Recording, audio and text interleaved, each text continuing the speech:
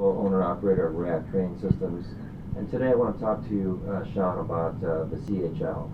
The CHL, is that a permit that you can get in Oregon? Yeah, so each state has different definitions for that. There's CCWs, carry concealed weapons, CFPs, concealed firearms permit. In Oregon we have what we call a CHL, or concealed handgun license. So it's specific to the handgun only, and there's some differences from state to state on that. And the standards in Oregon for the CHL, or concealed license, concealed carry permit, is pretty minimal here in Oregon. There's some minimum standards that they must meet. Pretty much anybody without any training at all, or even possession of ownership of a firearm, can go to a concealed handgun class and obtain the proper training, this basic safety training, and get that permit, which then they would go to the local sheriff's office in their county and apply for, receive that license, and then they could carry a handgun on their person, concealed or in their vehicle. So this is not something that happens in one day.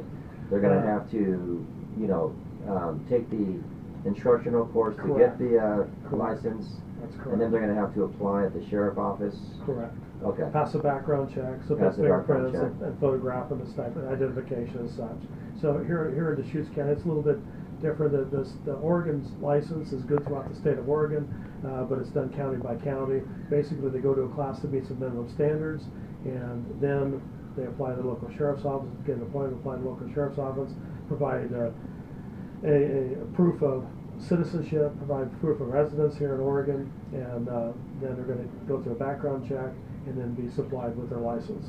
Okay, that would involve fingerprinting? That's correct. All right. Now, that's all done at the sheriff's office. The course they take, the instructional course, that's mandated by law, right? It is mandated by law, by revised statute. There is a minimum standard for the course. It's pretty minimal in Oregon, so there's many different levels of courses. We see courses anywhere from 30 minutes long to an average of about 2 to 3 hours. R.E.A.C.T has a very unique type of handgun. We call it our personal handgun defense level 1. It incorporates all the minimum standards, of course, to apply for your CHL. So you can apply for your concealed carry license after attending it, but our course is 8 hours. So what I've done is I've written a curriculum specific for R.E.A.C.T to involve the basic needs that they need to meet their basic requirements to apply for the license, but also provide much more training for citizens that are interested in more training.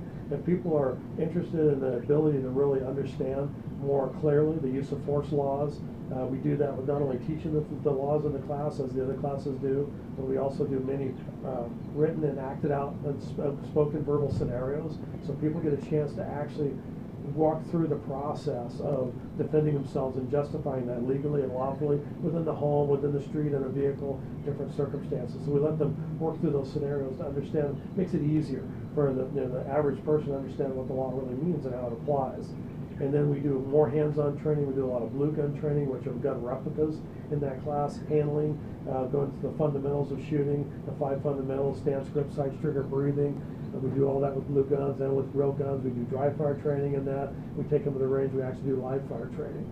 So all the citizens that complete my course not only have a much more extended value and the understanding of use of force and application of that, but also practical hands-on live fire training on the range, and beginning going through all the fundamentals again live, and starting the basic training of tactics, and so the tactical use of a firearm for personal defense. So, just to be clear, if they don't have the CHL, then they cannot carry a weapon on their person or their vehicle concealed.